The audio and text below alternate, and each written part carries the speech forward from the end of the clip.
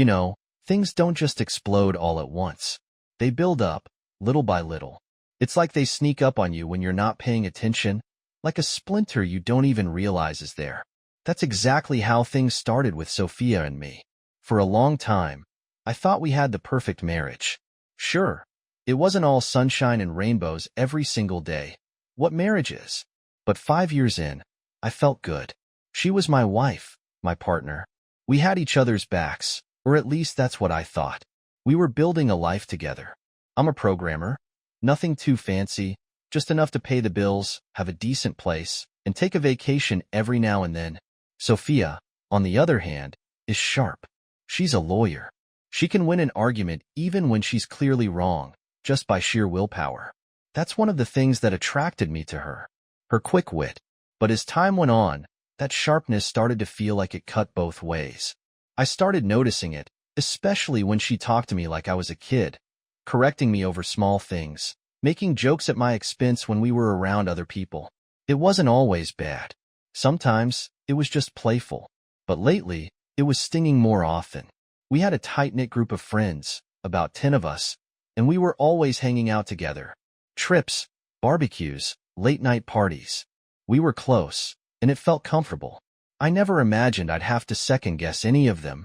Jason was the joker, always saying something outrageous. Rachel would go on about work non-stop. Tom liked to argue about politics over drinks. And then there was Megan. Smart, funny, beautiful. But back then, I didn't think much of her beyond friendship. I only had eyes for Sophia. Or so I thought. Looking back now, it's so clear. All those little things that didn't seem like much at the time. Sophia's phone started buzzing a lot more, and she was texting nonstop. At first, I told myself I was just being paranoid. People text all the time, right? But there was one name that kept popping up. Jason. I told myself they were just friends. Jason was funny, everyone liked him. But when Sophia talked to him, there was this spark in her eyes. It wasn't the same way she looked at me. I tried to brush it off. But you know that feeling when your gut tells you something's wrong, even when your brain tells you you're being crazy? That's exactly what it felt like. I started noticing these little moments between them. A glance here, a joke there, things that seemed innocent enough on the surface. But once you notice something, you can't unsee it. They were too comfortable with each other. I'd hear them laughing about adventures, sharing inside jokes that I wasn't a part of. And Sophia, she looked at him with that glimmer in her eye. The same way she used to look at me when we first started dating. It all came to a head when we planned a weekend trip to celebrate our 5-year anniversary. Our whole group decided to book a resort together. It was supposed to be the perfect getaway, but I could already feel the tension before we even left. Sophia was distant. Every time I tried to talk to her about the trip or our anniversary, she'd smile that tight, fake smile, like she was just tolerating me. And sometimes, I catch her texting while we were talking. Always that same smirk she had when Jason texted her. Still, I convinced myself I was imagining things. I told myself I was just being insecure. It was our anniversary trip, for God's sake. She wouldn't do anything to ruin that, would she? The first night at the resort started off great. We were all in our room for drinks, and the energy was high. Everyone was laughing. The music was loud. Glasses were clinking. Jason was in his element, telling stories, making everyone laugh. Sophia, though, she was sitting right next to him. Not near him, next to him. Their knees touched, and she didn't pull away. At that point, I'd had a few too many drinks to think straight. You know how it is. Your emotions get amped up, and every little thing feels like a big deal. When I saw them sitting so close, I felt this knot tighten in my stomach. I told myself to relax, that it was just friendly banter. But damn, it was hard. The alcohol hit me harder than I expected, so I decided to call it a night early. I stumbled off to the bedroom, leaving the party behind. The last thing I remember before I passed out was hearing Sophia's laughter, her carefree laugh. The one I used to be so proud of. But this time, it wasn't for me. It was for him. It's strange how, once you start doubting someone, even their most innocent actions start to feel off. Lying there in bed, half asleep, I couldn't shake the image of Sophia with Jason. I told myself I was being stupid, that I should just trust my wife. But deep down, something didn't feel right. You know that feeling when you can sense a storm brewing, but there's nothing you can do to stop it? That's exactly how it felt. Like everything I thought I had was slipping away, and there was nothing I could do to stop it. I didn't realize then just how far things would spiral. I had no idea this was only the beginning. But looking back, that night at the resort, the laughter, the stolen glances, the texts, that's when I should have known. That's when I should have confronted her. Maybe things would have been different if I had. But instead, I did what most people do. I ignored the signs. I told myself everything was fine. And by the time I realized it wasn't, it was already too late. I woke up to muffled voices and music leaking through the walls. My head was pounding from the drinks, but something about the noise pulled me out of sleep. It wasn't just chatter. It was louder, Messier. I glanced at the clock. It was almost 3 a.m. The laughter, the strange sounds. Something wasn't right. At first, I thought maybe the group was still partying. Maybe I was just being paranoid again. But then it hit me. The same gut feeling I'd been trying to suppress for weeks. I sat up, rubbed my eyes, trying to shake off the drowsiness. The noise was coming from the room next door. Jason's room. My stomach twisted into a tight knot. I got out of bed, my heart racing, and started walking toward the door. I kept telling myself I was being ridiculous, that this was nothing. Maybe I just needed some water. I'd go in, get a drink, and laugh at myself for being so paranoid. But the moment I opened that door, everything shifted. What I saw completely paralyzed me. There, right in front of me, was Sophia, the woman I had trusted with everything, caught up in a mess I couldn't even comprehend. It was like something out of a bad dream. People were all over each other, laughing, lost in their own world. And there was Jason, his hands all over Sophia. Megan was in the mix somewhere, and even Tom, yes, Tom, was there, looking like he was having the time of his life. I just stood there, frozen, unable to process what was happening. It felt like a punch to the stomach. My lungs felt empty, like I couldn't catch my breath. My hands were shaking uncontrollably, but somehow, without thinking, I pulled out my phone. I needed proof. I needed to know this wasn't some kind of twisted hallucination. I hit record, capturing the madness. The bodies entwined, the laughter, the way Sophia seemed to be all over Jason. It made me sick. The woman I trusted, the one I'd built a life with, was right there in the middle of all this chaos. The noise was deafening. People were laughing, groaning, and music was blasting from some phone in the background. No one noticed me standing there at the doorway, frozen. They were too wrapped up in their own little world to care that I was watching. Just as I thought I might turn and leave, Sophia looked up. Our eyes met. The look on her face, it was a mix of shock, guilt, and panic. She shot up from where she was, shoving Jason aside, and rushed toward me, dragging me into the hallway. Luke, wait. Please. Let me explain, she pleaded, her voice frantic. She grabbed my arm like she could somehow make this all right. I just stared at her, trying to process the words she was spitting out. She kept repeating that it wasn't what it looked like, that I didn't understand. But how was I supposed to take that? How was I supposed to believe her? It's not new, Luke. This has been going on for years, she stammered, her voice breaking. Even before we got married. I wanted to tell you, but I was scared. I thought you'd leave me. Tears were running down her face now, huge, shimmering drops. But all I could feel was a cold fury boiling inside of me. She had lied to me for years. Everything about us, everything we built together, had been a lie. You mean this? I hissed. This has been happening all along, and you never thought to tell me? You thought I wouldn't understand? My voice was rising with every word, but I didn't care anymore. I was scared, she whispered, her voice shaking. I didn't want to lose you. Lose me? I scoffed, disbelief pouring out of me. You lost me the second you decided to lie about it. Don't you get it, Sophia? There's no coming back from this. She kept crying, kept saying she loved me. But it didn't matter. She could say whatever she wanted. How could I believe a word that came out of her mouth after what I had just witnessed? The tears, the apologies, they didn't mean anything. Nothing could undo what I had seen. I stood there, numb, while she begged me to understand. But all I felt was the weight of betrayal crushing me from all sides. I looked at her one last time, and all I saw was someone I didn't even know anymore. The woman I thought I married, the woman I trusted, was gone. In her place stood a stranger, a person who had been lying to me from the very start. Without saying a word, I turned and walked back into our room.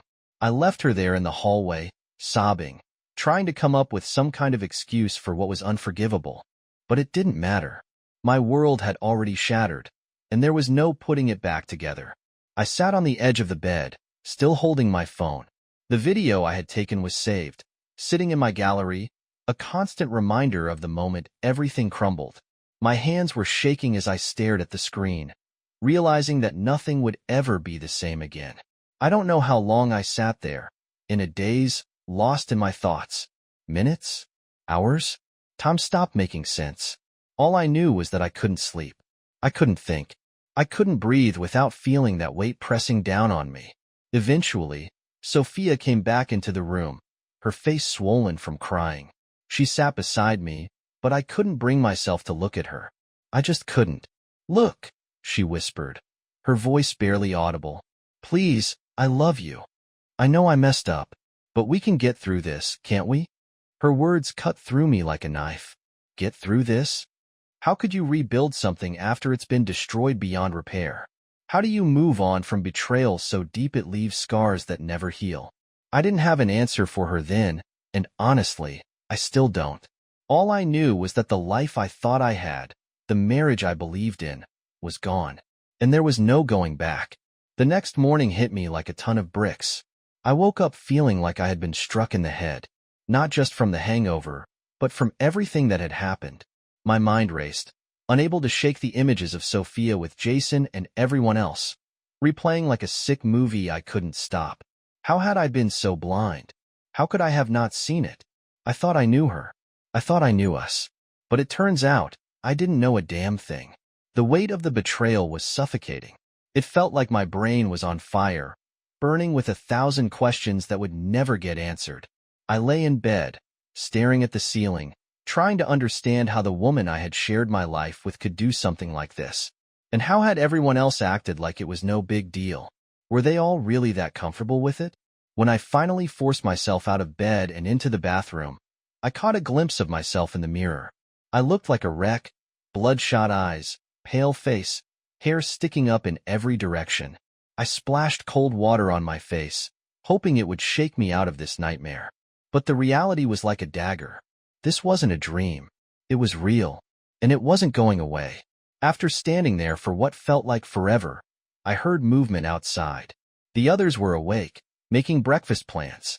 The last thing I wanted to do was sit at a table with them, pretending everything was fine. But I couldn't avoid them. I wasn't going to give Sophia or Jason the satisfaction of thinking they had one. When I walked into the dining area, I could feel the tension in the air like a thick fog. Everyone acted like it was just another normal morning, like nothing had changed. They were laughing, chatting as if the chaos from last night hadn't even happened. And there was Sophia.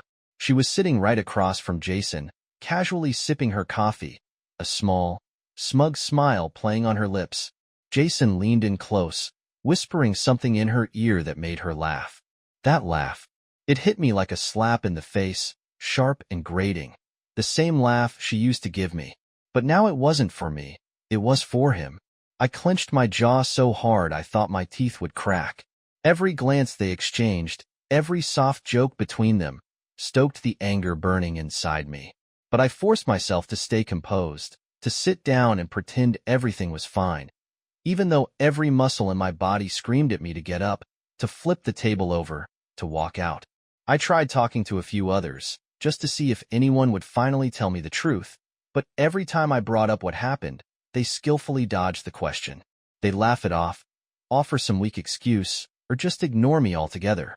It was like they had all agreed to keep quiet about it, like some secret pact they were all a part of.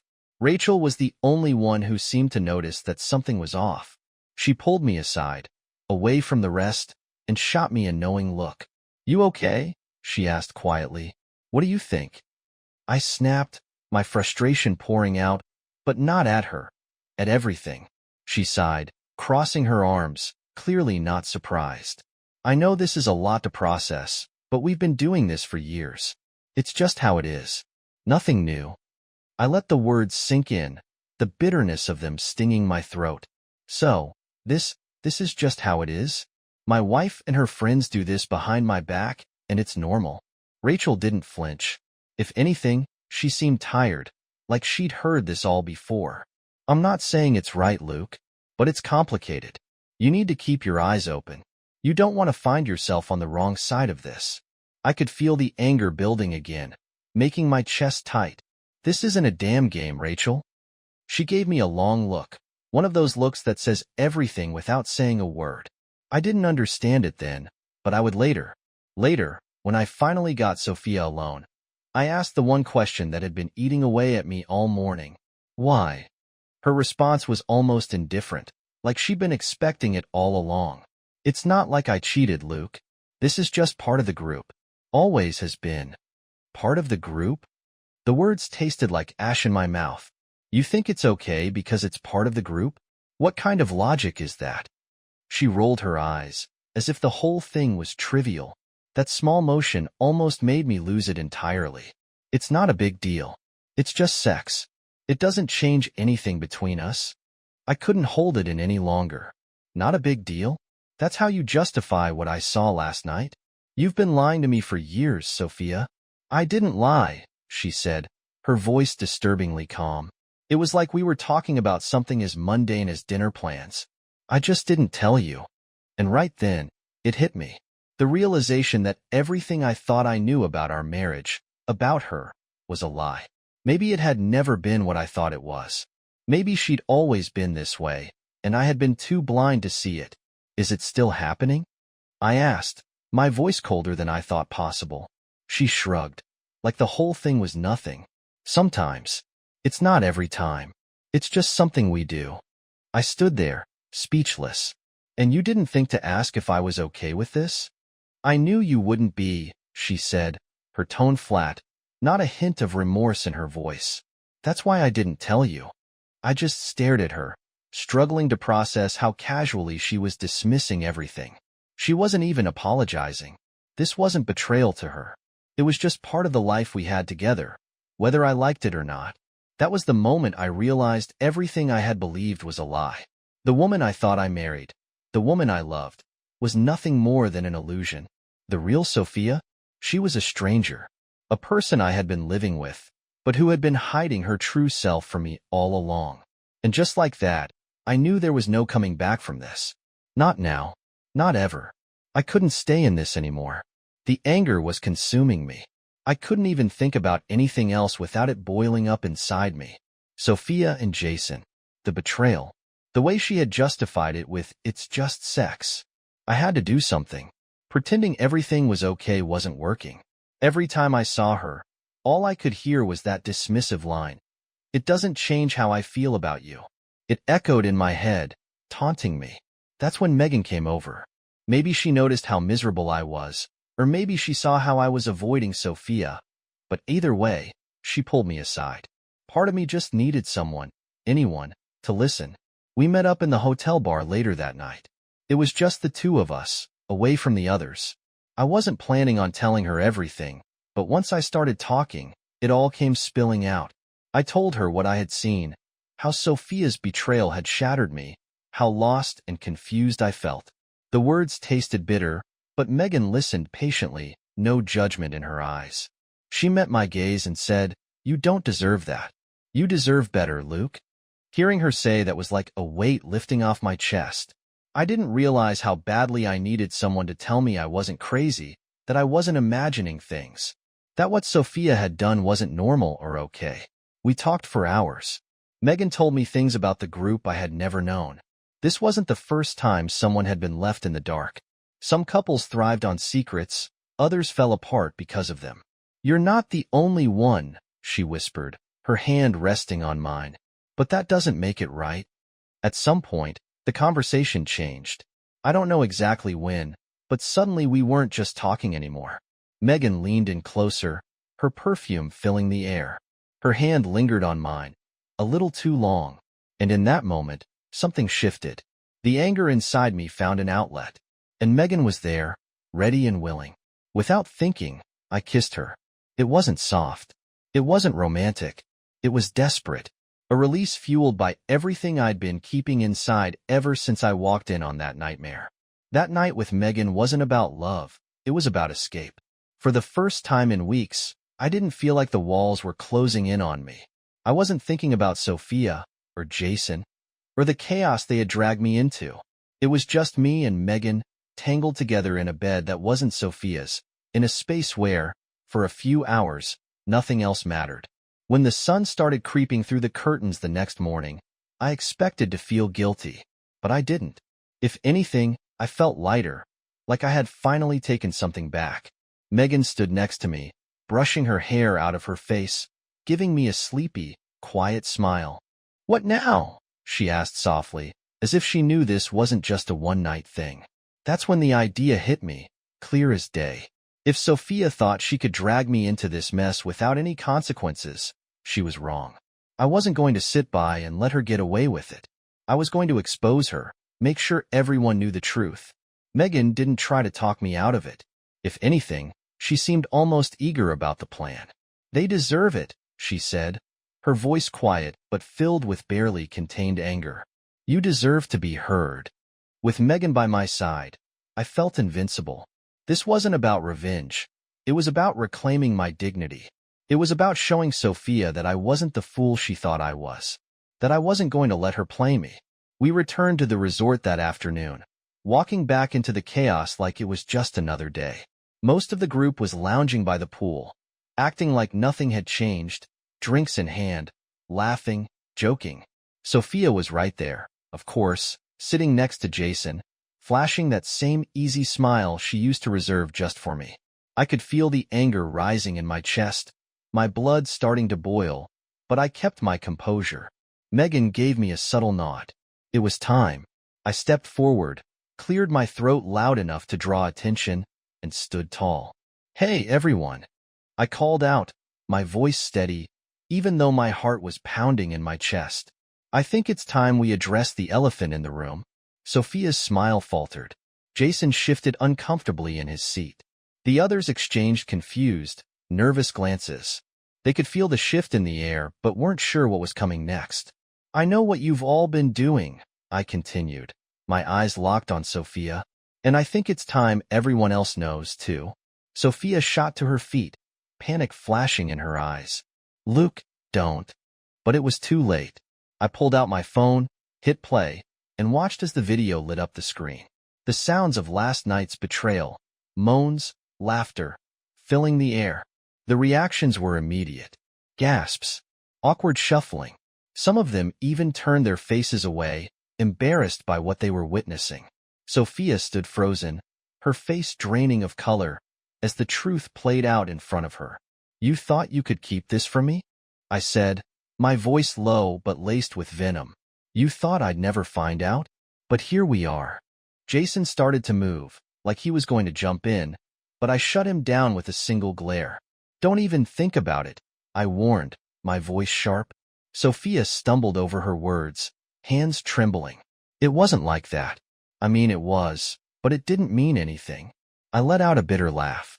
"Didn't mean anything? You've got a hell of a way of showing that." She tried to spin it, tried to convince everyone that I was just overreacting, that it wasn't what it looked like. But it didn't matter. The damage was done. No one could unsee what they just watched. And no smooth talk from Sophia could erase the truth. The group sat there in stunned silence. Their carefully constructed world was crumbling under the weight of what had just been exposed. Jason looked like he wanted to disappear. And Sophia? For the first time since I'd met her, she looked genuinely afraid. Was it worth it? I asked, my voice cold, steady.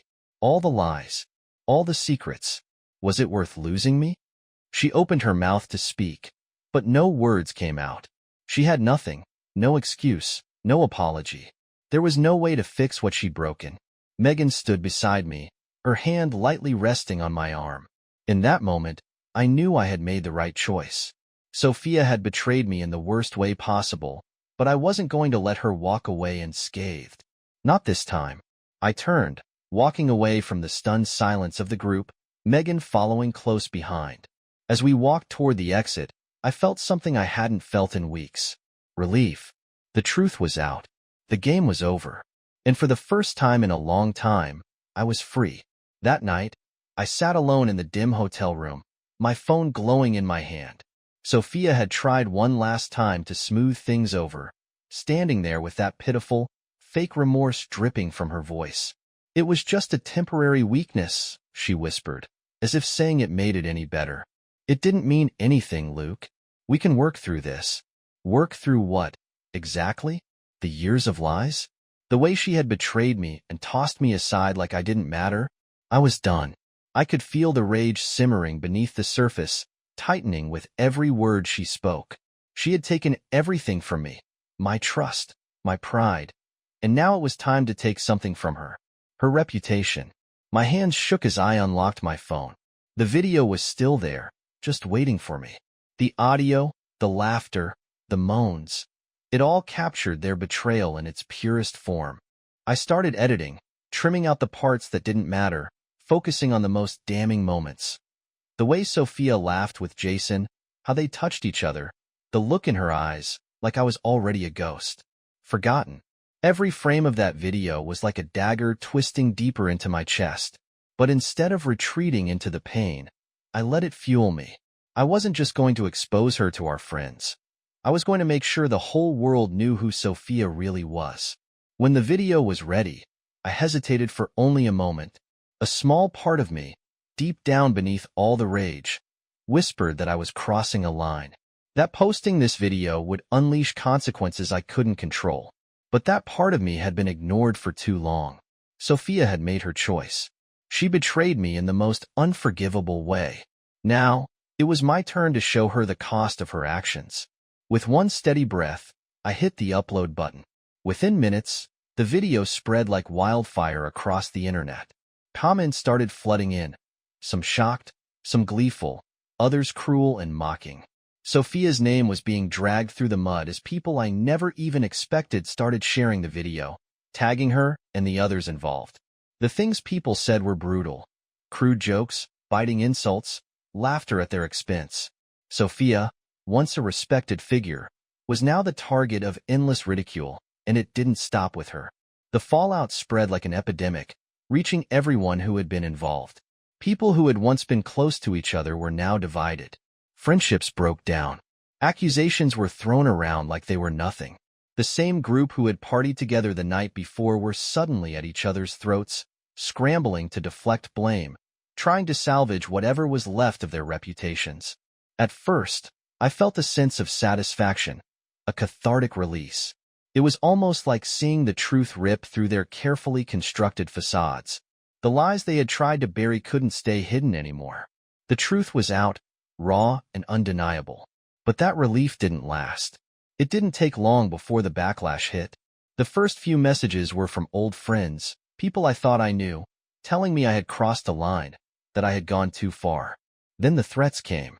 Anonymous texts warning me to take the video down. Or worse, people I used to trust started turning on me, calling me the real villain, accusing me of destroying everything. None of them cared that I had been the one betrayed. In their eyes, I was the problem. I had exposed their dirty little secret, and they weren't going to forgive me for it. Sophia, of course, was furious. She stormed into my room that night, her face contorted in rage. "How could you do this to me?" she screamed, her voice hoarse with fury. "Do you have any idea what you've done? You've ruined everything. My career, my life, everything's destroyed." I looked at her with no emotion. "Good," I said, my voice steady. She glared at me as if I were some kind of monster, but I didn't care. She kept ranting, blaming me, accusing me of overreacting. She said I had taken things too far. "This isn't fair," she cried, the words laced with a desperation I hadn't seen before, as if fairness had ever been a part of what she did to me. "Fair?" I scoffed, disgusted. "You lied to me for years. You humiliated me, and now you want to talk about fair?" Her anger twisted into something darker, pure resentment. "You think you're the hero in all of this," she spat. "You think ruining my life makes you better?" I didn't flinch. I'm not the hero, but at least now everyone knows who you really are. Her face contorted in rage, and for the first time, I saw her for who she truly was.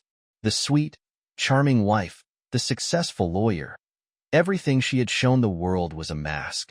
Beneath it was someone selfish, someone who couldn't bear losing control. She tried everything after that, begging, threatening, trying to manipulate me into feeling guilty. But you can't manipulate someone who has already lost everything. She stormed out of the room, slamming the door behind her. And in that moment, I knew things weren't over. The threats, the accusations, the public fallout, it was just beginning. But for the first time in a long time, I felt peace. There was no turning back now. No pretending everything was okay. I didn't want to go back. The truth was out there, and for the first time in years, I wasn't hiding from it. It felt like freedom. The fallout came fast and hard. The video did exactly what I intended. It exposed every lie, tore down the image Sophia had spent years building. But with that exposure came consequences I hadn't expected. Sophia's reputation as a successful lawyer, the doting wife, the charming socialite, crumbled. Clients started pulling away. Colleagues started whispering behind her back. The very people she thought would back her up turned on her, fast. Everyone she had manipulated for so long was now distancing themselves from her. The walls she had built around herself were falling apart. A few days after the video hit, Sophia came to see me. I could tell she was desperate. She knocked on my door, her face a mixture of anger and something else. Fear, maybe. When I opened the door, I could tell right away something had changed in her. Gone was the usual arrogance, the calculated control. What stood in front of me now was a woman on the verge of cracking, her eyes red and puffy, her hands trembling as if she were holding herself together with sheer willpower. "Luke," she began, her voice strained and hoarse. "We need to talk. Please." I let her in, more out of curiosity than anything else. She sat down on the couch, hands clutched together tightly in her lap. It was as though the act of holding on to them was the only thing preventing her from shattering into pieces. "We can fix this," she said, trying to muster a smile, but it was hollow, not even close to the warmth she used to show. "I know things got out of control, but we've been through so much together. I love you, Luke. We can move past this." I studied her, a strange blend of disgust and pity swirling inside me. How could she still believe that love had anything to do with this? How could she think we could somehow patch things up after everything she had done? "There's no fixing this, Sophia," I said, my voice devoid of emotion. "You broke us. There's no coming back from that." Her face crumbled, her tears flowing freely now as she looked at me, trying to grasp onto whatever was left of our shattered life. "It was a mistake," she whispered, her voice barely audible. "I never meant to hurt you. I didn't think you'd ever understand." "You're right," I replied coldly. "I don't understand. I never will." She begged, pleaded for another chance, for us to try again, to rebuild what was left of our marriage. But it was all pointless. The foundation of trust was gone, shattered beyond repair. Trying to fix it now would be like trying to rebuild a house from the ashes of an inferno. "I can't live like this, Sophia," I said, finally, "and honestly, I don't think you can either." Her face twisted with a mix of anger and sorrow, but she didn't argue. Deep down, I think she knew it was over. She knew that any trace of pity I had once felt for her had disappeared. I was done. Done with the lies, the deceit, the manipulation. It was time to let go. For both of us. The next day, I went to see a divorce lawyer. Sitting in that sterile office, going over the details of our split, felt like a punch to the gut. It wasn't just about dividing assets or signing papers. It was the death of everything I had thought my life would be, the end of everything I had invested in. But as painful as it was, there was also a sense of freedom. With each step of the legal process, as the paperwork piled up, I felt the weight lifting, bit by bit. Each meeting with my lawyer was a reminder that I was moving away from the mess Sophia had made of my life. I realized something in that office. I didn't just want to leave her. I wanted to leave everything behind. I wanted to break free from the toxic patterns, the lies, the manipulations. Through it all, Megan had been there, quietly supporting me. She became the constant in the chaos, a steady presence I didn't know I needed. We spent hours talking about everything, the anger, the hurt, the confusion. She listened without judgment, always there with an encouraging word when I felt lost. Slowly, she helped me see that this wasn't the end of my story. It was the beginning of something new. Our relationship, which had started as a way to escape the pain, slowly evolved into something real. It didn't happen overnight. There were no expectations, no rushing. It just unfolded naturally, like two people finding a way to heal together. Megan wasn't a replacement. She never tried to fill the hole Sophia had left behind. She was something different, and that was enough. The divorce was finalized months later. I signed the final papers with a strange mixture of relief and sadness. It was over. Sophia was gone from my life, and I was free to move on. In the weeks that followed, I began re-examining everything. I quit the job that had kept me tied down in the same routines for years, feeling like I had been stuck in a cycle. I started traveling, at first, just to nearby places, then further, exploring corners of the world I had only dreamed of. I met new people, formed new friendships, and rediscovered parts of myself I thought I had lost forever. Megan joined me on some of those trips, and together, we built something fresh, something untarnished by the lies of the past. She never asked me to forget what I had been through, and I never tried to replace what I had lost. What we had together was different, and that was okay.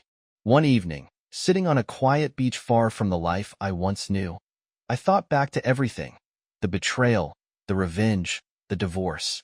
It all seemed so distant, like it belonged to someone else's life. For the first time in a long time, I felt peace. Betrayal had broken me. It had forced me to confront the darkest parts of myself, parts one never knew existed.